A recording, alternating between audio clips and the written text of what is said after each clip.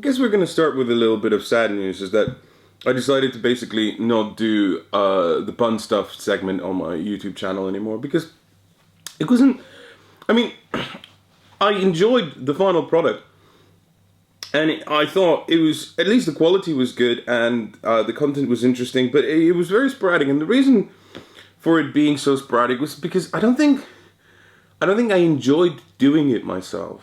So I decided to do something different instead, something a lot less structured. And I'm going to do this instead, which is called Talk Cardboard to Me, and welcome to episode 1. No, I mean, this is just a vlog. I'm not going to, call it a show or anything like that, because it's just me with a cup of coffee talking at a camera about board games, really.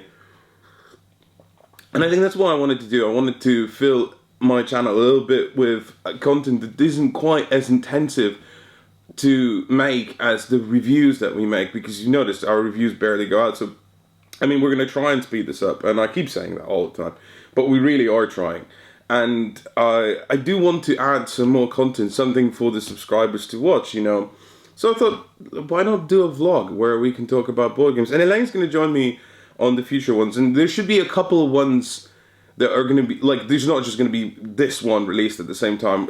I'm probably going to do a few. I'm going to try and do them in different locations, not just inside my room, but always hopefully with a cup of coffee, because I think that's really important to me. But what I really want to talk about today is 504 and the whole phenomenon of 504. And there's so much discussion whether this is art, whether this is a good board game, bad board game, all of that. And I definitely feel a part of the zeitgeist, if nothing else.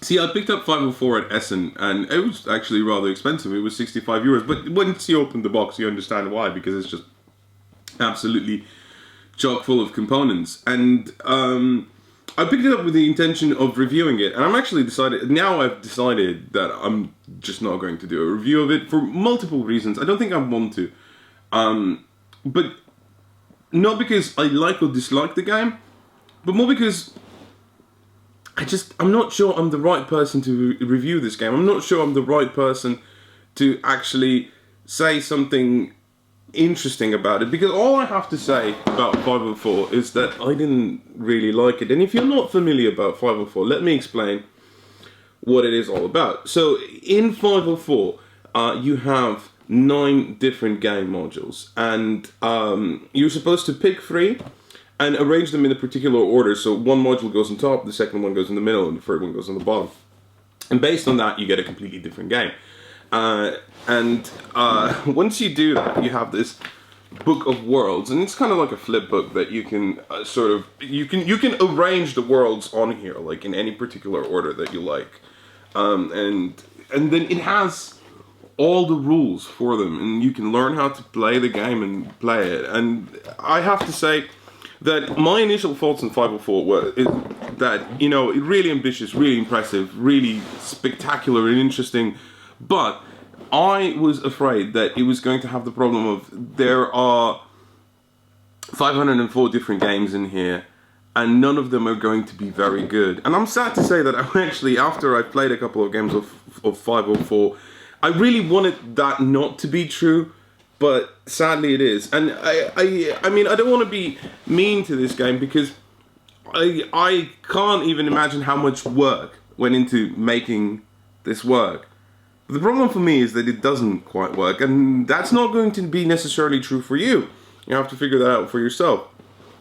I don't think the rules are very clear, because you have to, every time you play a game, you have to basically learn a whole new set of rules. And technically it does come easier the more you play it, but then again, I didn't find the reward I got from 504 to be worth the time investment I have to put into it. And that's not necessarily true for everyone. Like I mentioned, my friend Paul Grogan, he's really into the idea of exploring all the different possibilities that 504 presents, even if he does agree that the games are not necessarily very good.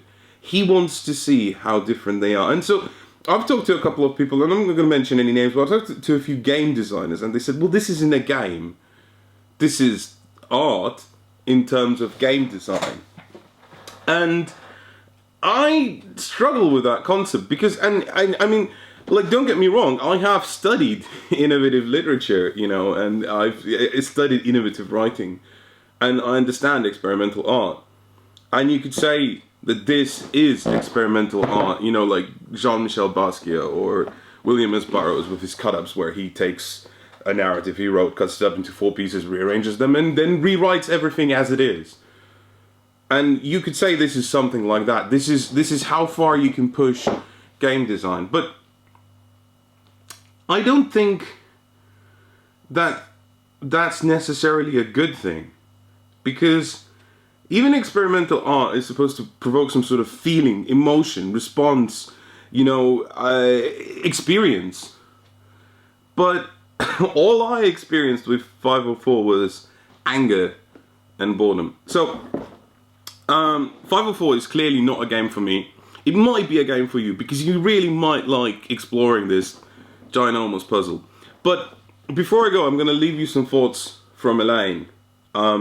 If you're impressed that this box holds 504 games, just think about how many games, how many thousands of games can you fit into a pack of 52 cards.